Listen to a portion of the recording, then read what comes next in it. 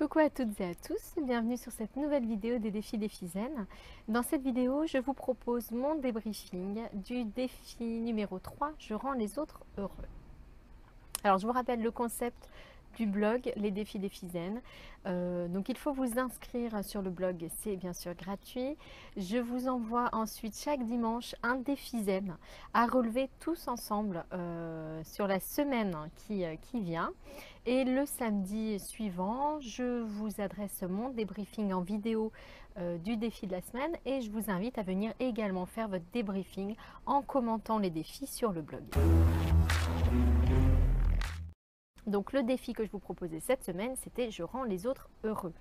Alors l'idée de ce défi, c'était déjà de vous faire revoir un peu votre attitude avec les autres, c'est-à-dire de ne plus les considérer comme une menace, ce qu'on a l'habitude naturellement de faire, mais au contraire de les voir vraiment comme des proches, comme des gens comme nous, qui n'ont qu'une envie, c'est être heureux, et donc d'essayer de leur faire plaisir et de les rendre heureux.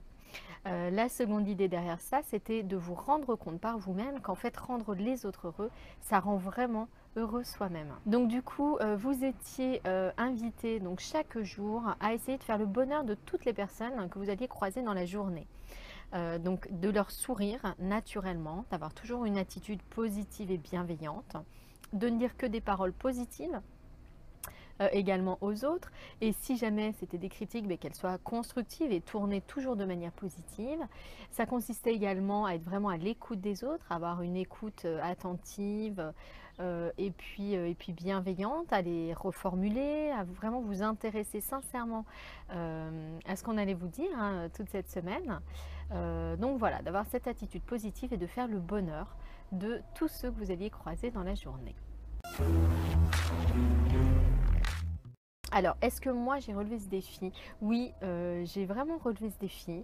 Il y a eu quelques moments difficiles, donc je vais vous en parler, je vais tout vous dire, tout vous avouer.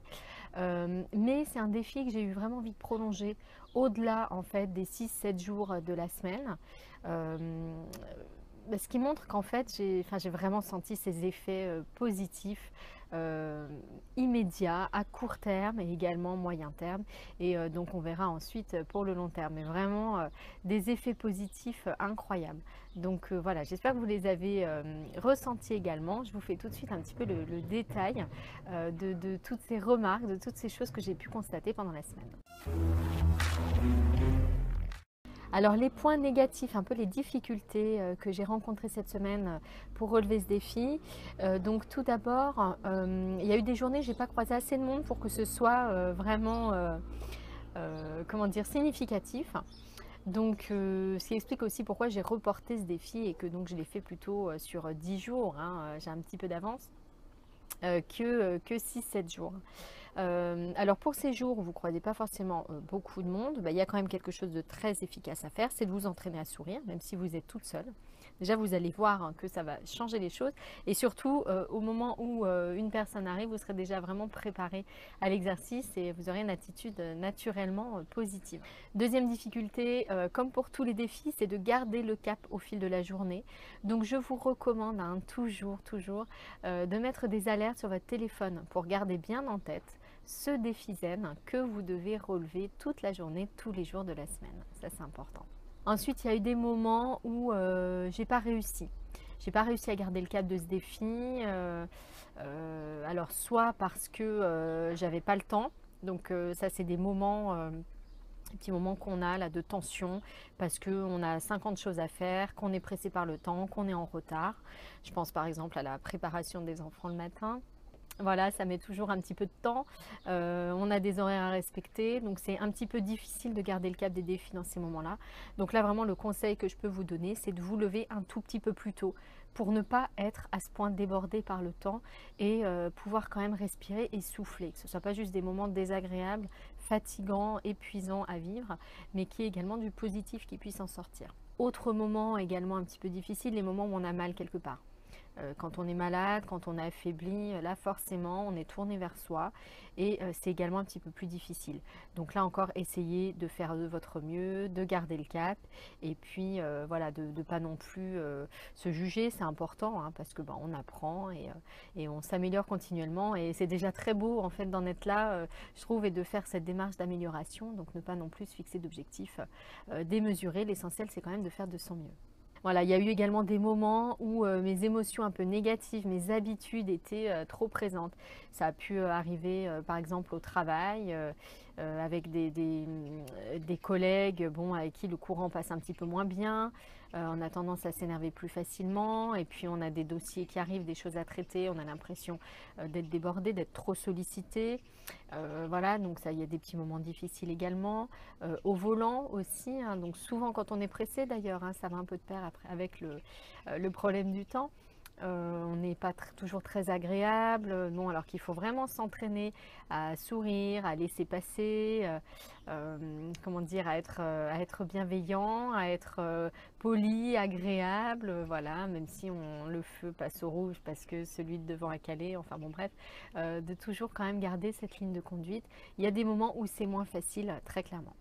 Également un dernier point négatif, une dernière difficulté que moi j'ai pu rencontrer, c'est que parfois on est tourné vers soi parce qu'on a le sentiment qu'il faut se protéger de quelque chose, parce qu'on n'est pas à l'aise, parce que on a peur de quelque chose. Donc dans ces moments-là, on se replie un petit peu sur soi et puis on oublie que le service aux autres, c'est un point essentiel. Et vraiment, essayez de prendre un petit peu de recul ensuite sur ces événements, de les revoir et vous vous rendrez compte que rendre heureux les autres, c'est vraiment une clé essentielle de son bonheur à soi. Alors maintenant, les points positifs de ce défi, hein, mes moments un petit peu coup de cœur, vraiment où je me suis sentie bien et où j'ai senti tout l'apport en fait du défi, tous ces effets bénéfiques. Alors déjà au travail, j'ai vraiment eu cette impression, j'ai été beaucoup plus patiente du coup avec les autres et puis surtout j'ai osé faire des choses que naturellement je n'osais pas vraiment faire. Je ne suis pas hyper à l'aise à l'oral dans certaines situations. Et des choses que je n'osais pas faire parce que je me repliais un peu sur moi et en fait je me suis rendu compte qu'en me focalisant sur ce que ça pouvait apporter aux autres, à l'équipe, aux collègues, du coup on diminuait en fait un petit peu l'impact de son stress parce qu'on se disait après tout c'est pas l'essentiel, mon essentiel c'est de relever le défi et c'est d'apporter un plus aux gens qui sont autour et voilà, j'ai trouvé que ça dédramatisait un peu la situation. Donc par exemple de faire un compte rendu à l'oral, quelque chose que d'habitude on n'aime pas trop faire. Là j'ai senti vraiment en plus l'intérêt des personnes autour qui ont trouvé ça très utile, très agréable. Voilà, donc j'ai senti que vraiment c'était hyper utile et pour eux c'était vraiment positif, ça mettait aussi en valeur leur travail, enfin bon bref, ça avait plein de conséquences en fait positives qu'on ne soupçonnait pas forcément. Pareil en réunion, je me suis sentie beaucoup plus à l'aise, beaucoup moins me focaliser sur comment gérer mon stress dans les réunions, il y a beaucoup de monde, on doit intervenir. Là, c'était en fait, j'avais reporté mon attention sur les autres, comment leur apporter vraiment ce plus, comment rendre leur journée un peu moins tristounette, donc en étant peut-être un petit peu plus gai, un peu plus détendu soi-même. Bref, en fait, j'ai un peu déplacé la question et j'ai eu vraiment l'impression d'avoir progressé et de faire les choses de manière beaucoup plus positive et beaucoup plus efficace en fait, surtout au quotidien dans ces moments-là. Alors autre chose aussi positive que j'ai constatée, c'est que le fait d'être vraiment plus démonstrative avec les gens, notamment les collègues, également les amis, d'être plus démonstrative, plus expressive, en mettant vraiment en avant oh, je suis super contente pour toi, c'est mérité, je sais pas, faire plus de compliments aussi, des choses qu'on pense, mais qu'on ne dit pas naturellement, comme c'est évident ou parce qu'on n'ose pas. Je me suis rendu compte que vraiment ça rendait les autres beaucoup plus heureux. Déjà en retour, j'ai eu souvent beaucoup plus de compliments et puis de remerciements sincères. Enfin, j'ai vu vraiment des gens beaucoup plus souriants et agréables encore que d'habitude. Et puis même moi, d'exprimer en fait ces sentiments positifs, ça m'a rendue beaucoup plus positive, de me focaliser sur ces aspects-là et voilà, beaucoup plus agréable en fin de journée. Voilà, ça m'a donné en fait un sentiment de journées réussies, je sais pas, une impression de la vie est belle, sans rien changer de particulier, sauf à être beaucoup plus positive dans mon attitude en fait envers les autres. Pareil, quand j'ai eu des retours un peu, enfin pas des retours, mais des réactions un peu négatives à certaines choses, le fait de garder le sourire, de rester positive, bah, ça a en fait coupé un peu l'herbe sous le pied du négatif qui m'arrivait d'en face. Et puis en réalité, ce qui aurait pu être un conflit n'a pas du tout été, parce que c'est comme si j'avais désamorcé un peu le truc avant même qu'il puisse apparaître. Donc vraiment très grande efficacité et un retour direct assez étonnant. Voilà, je me suis également rendu compte qu'avec les proches, il y avait aussi des choses à améliorer en s'intéressant vraiment plus à eux et puis en parlant moins de soi, à être, comment dire, en étant beaucoup plus, en ayant une écoute beaucoup plus sincère de ce que traversent les autres.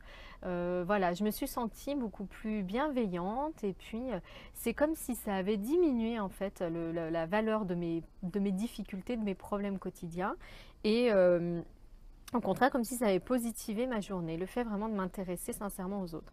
J'ai également remarqué que c'était très contagieux, puisque le simple fait d'être agréable, de rendre service, d'être souriante avec son conjoint, avec ses enfants, et ben en fait, en retour, il s'imprégnait de ces émotions positives et en fait, ils étaient beaucoup plus également agréables par la suite.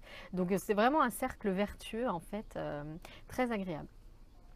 J'ai également testé Je rends les autres heureux avec des proches un peu plus difficiles, on va dire, des personnes qu'on doit côtoyer mais qu'on n'apprécie pas forcément énormément.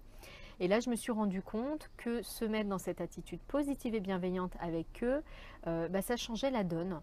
En fait, on voyait moins leurs points négatifs, plus leur côté positif. Et du coup, les moments passés ensemble, finalement, m'ont pas semblé si terrible que ça. Au contraire, j'ai eu l'impression que mon attitude à moi habituellement n'était pas forcément la meilleure. Donc, j'avais vraiment une part de responsabilité. Et puis finalement, je me suis surprise à passer de très bons moments avec des personnes, alors que d'habitude, c'était plutôt une corvée en fait de les voir. Et je le faisais vraiment parce que j'y étais obligée. Alors également, pour les journées où on est seul, donc c'est ce que je vous disais dans les points négatifs, donc de ne pas hésiter à s'entraîner à sourire seul. Et en fait ça, je me suis aperçue que c'était également hyper efficace, même quand il n'y avait personne dans mon bureau, de m'entraîner à sourire, en fait, avoir le sourire tout le temps. Ça donne une impression d'ensemble de la journée qui est complètement différente. Voilà, une impression de j'aime ma vie, je suis bien. Le simple fait de sourire donne en fait l'impression vraiment d'être heureux. Enfin, c'est hyper efficace et j'ai trouvé ça assez étonnant et voilà, ça a très bien fonctionné pour moi. Et puis donc la dernière chose dont je me suis aperçue, c'est que finalement, chaque fois que j'ai des pensées un peu négatives, que je ressasse des choses du passé, c'est souvent parce que en fait, j'avais une part de responsabilité, c'est-à-dire en faisant des choses pour mon intérêt personnel et pas dans l'intérêt des autres. Et en fait, je me suis vraiment rendu compte que même quand on réussit à obtenir quelque chose, mais qu'on l'a fait dans son propre intérêt uniquement et contre les autres, en fait, on ne peut pas être heureux. On n'est pas heureux comme ça.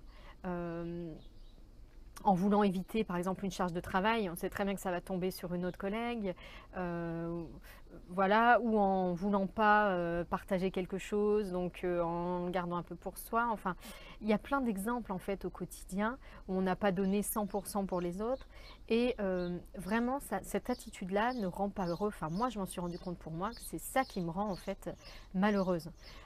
Et au contraire, hein, tout ce que j'ai fait en étant vraiment tournée vers les autres, à rendre service, ça m'a donné un profond sentiment de bonheur. Donc je pense que c'est vraiment important à retenir. J'espère que vous en avez fait aussi l'expérience pendant la semaine. Voilà, j'ai fini avec mon débriefing de ce défi Je rends les autres heureux. Donc je vous donne rendez-vous maintenant sur le blog pour commenter en dessous du défi et nous donner également vos impressions, vos coups de cœur, vos astuces, vos difficultés relatives à ce défi. J'espère que ça vous a plu, que vous avez passé du coup une très bonne semaine et je vous donne rendez-vous demain pour un nouveau défi, des défis zen.